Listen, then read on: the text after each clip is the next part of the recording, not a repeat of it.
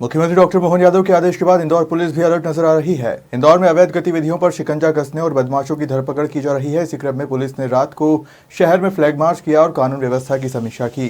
देर शाम को पुलिस के आला अधिकारी सहित अन्य पुलिसकर्मियों ने बाइक पर सवार हुए और शहर के प्रमुख मार्गों का निरीक्षण किया। Additional police commissioner Amit Singh द्वारा बताया गया कि पुलिस की मुस्तैदी के कारण कई ऐसे अपराधी हैं जो कि रुक जाते हैं और इसी बात को चिन्हित करते हुए शहर के विभिन्न थाना क्षेत्र में वाहन के माध्यम से फ्लैग मार्च निकाला। पुलिसिंग है उसका सबसे बड़ा जो कैरेक्टरिस्टिक होता है पुलिस की विजिबिलिटी, और सीपी सर का पूरा फोकस इसी पे रहता है कि पुलिस की विजिबिलिटी दिखाई दे। पुलिस की विजिबिलिटी से बहुत से अपराध नहीं होते।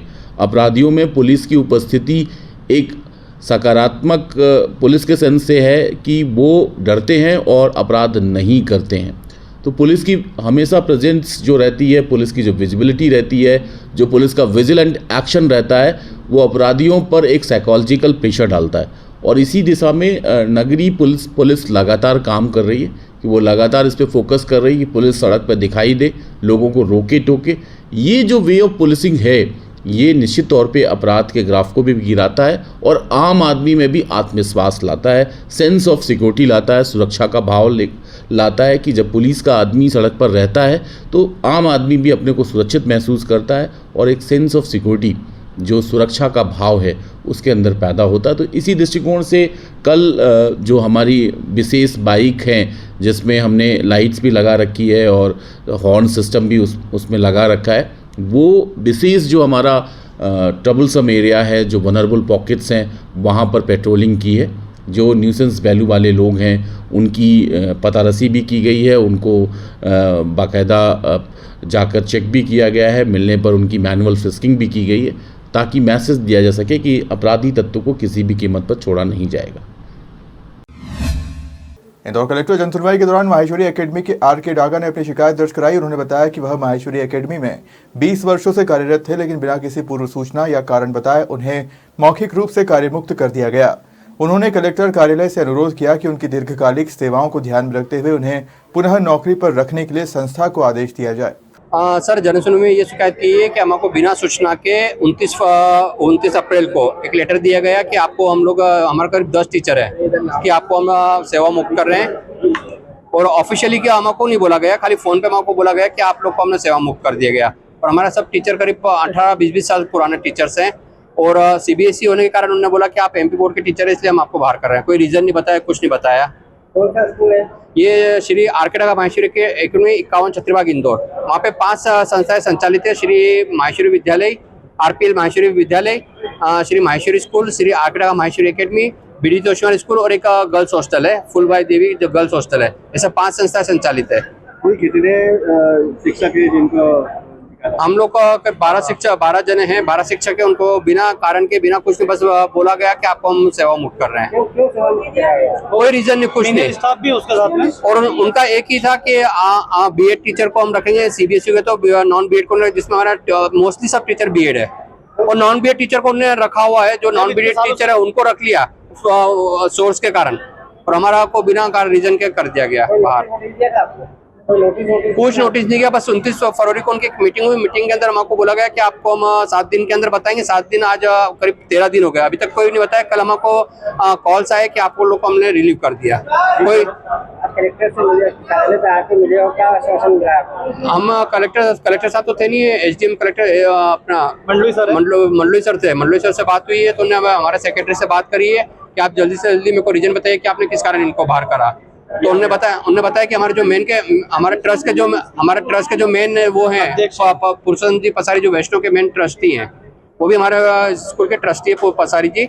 तो हमारे सेक्रेटरी ने बोला कि मैं पसारी से बात करके आपको रीजन बताता हूँ। मंडलोई सर ने बात करी। बच्चों भी प्रभावित हो रहे हैं स्कूल के। सर हो ही रहे ना, बहुत सारे बच्चे निकल ही, बहुत सारे पेरेंट्स से तो बता दें कि एकदम MP बोर्ड से आपने CBSE कर दिया, बच्चे CBSE में नहीं पढ़ पाएंगे। तो बहुत सारे ने तो TC भी निकाल लिया, आक्रोशित भी है वो लोग।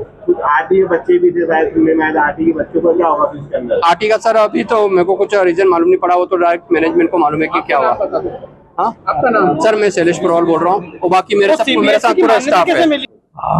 माहेश्वरी स्कूल का जो स्टाफ है उनका कहना था कि हमें बिना सूचना दिए संस्था के द्वारा हटा दिया गया है। तो इस संबंध में वो लेबर ऑफिस और कई अन्य ऑफिसों में भी गए थे तो उनका निराकरण नहीं होने के कारण वो जन सुनवाई में आए थे, तो उनको हमने डीओ के पास भिजवाया हैगा।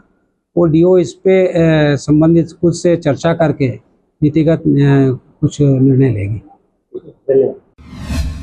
इंदौर पुलिस की मादक पदार्थ तस्करों पर कार्रवाई जारी है। इसी क्रम में क्राइम ब्रांच ने एक तस्कर को गिरफ्तार किया, जिसकी तलाशी लेने पर उसके पास से 21 ग्राम ब्राउन शुगर बरामद की। कल रात में क्राइम ब्रांच को एक सूचना मिली थी ड्रग्स के खिलाफ जो अभियान चल रहा है उसमें, कि कोई एक व्यक्ति है जो ब्राउन शुगर लगातार बेच रहा है और यहाँ पर लोगों को ब्राउन शुगर दे रहा है। उस सूचना पर से मुखबिर की सूचना के आधार पे रात में दबिश दी गई और अन्नपूर्णा इलाके में एक सुजल चौहान करके एक लड़का है जिसके खिलाफ मारपीट के भी मामले हैं। उसको जब पकड़ा गया तो उसके कब्जे से लगभग 21 ग्राम ब्राउन शुगर मिला, जो करीब 2,10,000 का है। उसके पास एक एप्पल मोबाइल भी मिला और साथ में एक गाड़ी भी मिली। टोटल लगभग 2.5 लाख रुपए का मसरूका उसके कब्जे से जब्त किया गया और उससे पूछताछ किए जाने पर उसने लोकल 2-3 और पेडलरों के नाम बताए हैं और अब उनको पुलिस रिमांड में लिया जाकर पूछताछ किया जाकर के उन लोगों को भी उठाने की कोशिश की जाएगी। कहाँ से कहाँ लेके जा रहा है? ये अभी लोकल में ही यहाँ पर इसने 1-2 जो ब्राउन शुगर लेते हैं वहाँ पे स्थानीय लोगों को जब बुला करके पूछताछ किया गया कि वो किससे लेते हैं तो उन्होंने इसका नाम बताया था। स्थानीय स्तर पर ही ये बेच रहा था और स्थानीय स्तर पर ही अन्य 2 जो इसको देने वाले हैं वो भी स्थानीय हैं। उनके नाम भी गोपनीय रखे जा रहे हैं ताकि हम उनको आगे पकड़ सकें। आरोपी के कोई आपराधिक रिकॉर्ड सामने? आपराधिक रिकॉर्ड इनके हैं, जो मारपीट के इनके पास इसका मुकदमा है। NDPS में ये पहली बार जा रहा है। इंदौर के भोरका थाना क्षेत्र में दुष्कर्म का मामला सामने आया है, जहां युवती की दोस्ती डेटिंग ऐप के माध्यम से युवक से हुई थी, जिन्होंने काफी दिनों तक साथ भी रहे और युवक ने उसे शादी का झांसा भी दिया, लेकिन ऐन वक्त पर युवती को बताए बिना दूसरी लड़की से शादी कर ली, जिससे नाराज युवती ने थाने पर शिकायत दर्ज कराई है। कल थाना भोरकुआ अंतर्गत एक दुष्कर्म का मामला पंजीबद्ध किया गया था, जिसमें फरियादी द्वारा बताया गया कि कुछ समय पूर्व एक डेटिंग ऐप के माध्यम से एक लड़का जिसका नाम विजय पटेल है, जो कि रहने वाला पीथमपुर का है, उससे पहचान हुई थी। पहचान के दौरान उसकी दोस्ती और लड़के ने उसको बताया कि वो उससे प्यार करता है और शादी करना चाहता है। शादी के प्रॉमिस के बाद लड़की जो है उसके झांसे में आ गई और भिन्न भिन्न स्थानों पे जो है उसने उसके साथ शारीरिक संबंध भी बनाए। कुछ दिनों पूर्व लड़की को पता चला कि लड़के ने अभी शादी कर ली है किसी अन्य युवती के साथ, जिसका उसने फिर विरोध किया। उसने जानना चाहा और उससे पूछा कि तुमने आप मेरे साथ ऐसा क्यों किया, तो लड़का जो है साफ मुकर गया। इसके बाद लड़की जो है थाने में आके FIR दर्ज कराई, जिसमें BNS की धारा 69 में जो है मामला पंजीबद्ध किया गया। युवक के द्वारा कोई 20,000 रुपये की डिमांड की गई थी, पैसे की, ऐसा कुछ भी बात सामने? नहीं, ऐसा कोई अभी हमारे इसमें इन्वेस्टिगेशन में भी सामने नहीं आया है। वायरल करने की धमकी? नहीं, ऐसा कोई मामला भी। इंदौर पुलिस कंट्रोल रूम पर होने वाली प्रति मंगलवार को जनसुनवाई में इस बार भी 50 के करीब शिकायती आवेदन पुलिस के समक्ष उपस्थित हुए, जिसमें संपत्ति संबंधित विवाद और पारिवारिक विवाद के अधिक मामले सामने आए हैं, जिनका पुलिस आपसी समझौते के माध्यम से निराकरण की बात कह रही है।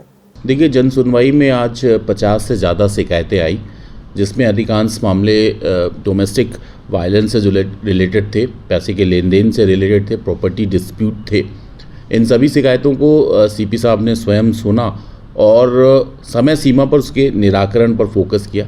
कई मामले 24 घंटे में निराकृत करने के आदेश दिए। मध्यस्थता में भी कई मामले दिए गए हैं, जिसमें ये कहा गया कि दोनों पक्षों को बुलाकर आपसी बातचीत करके मामले को सॉर्ट आउट किया जाए।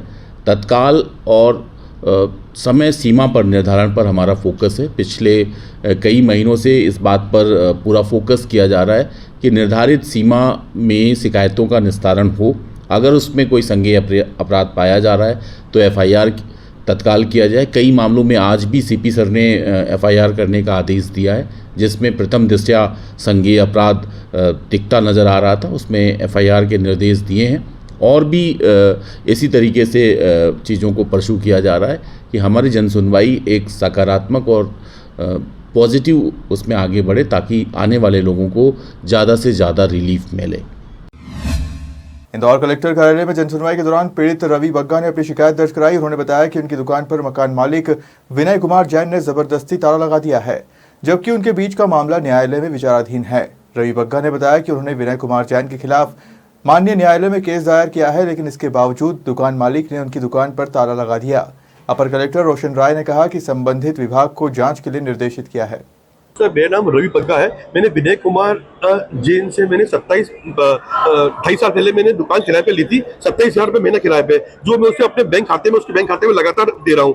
और अब उसने मेरा 7 दिन पहले उसने मेरी दुकान पे ताले पे ताला लगा दिया है। मैं रात को 12 बजे दुकान बंद करके गया, उसने ताले पे ताला लगा दिया है। तो मैंने उसके इसके पहले मेरी दुकान पे 10 से 12 गुंडे भेजे और जिन्होंने मुझे बोला कि आपको दुकान तुरंत खाली करनी है।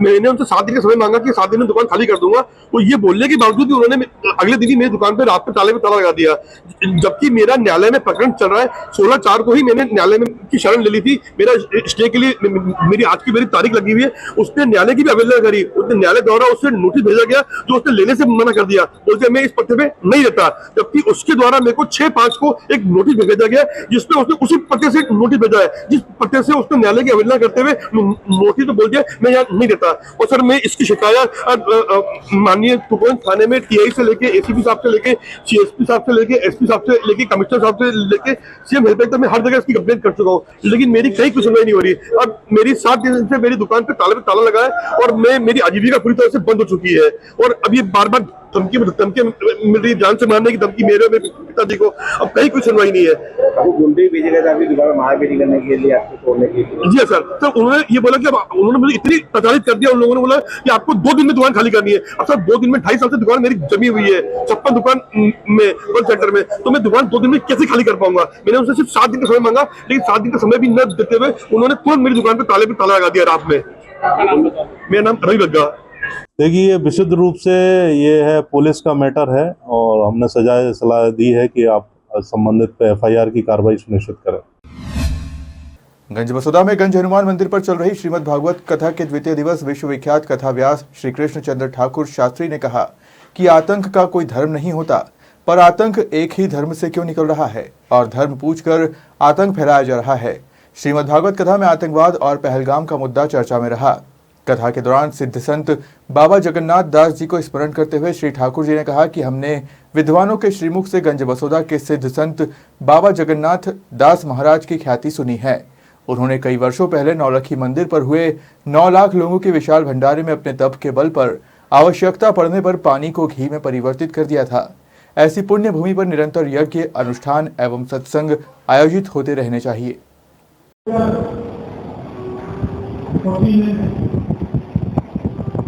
और सवेरे चलते हमें बोलने वाले के लिए हम आत्मा चद्दर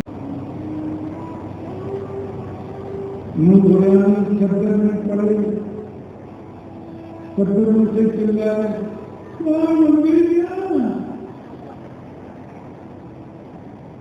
फिर मुखा निकालो बनवे क्या है।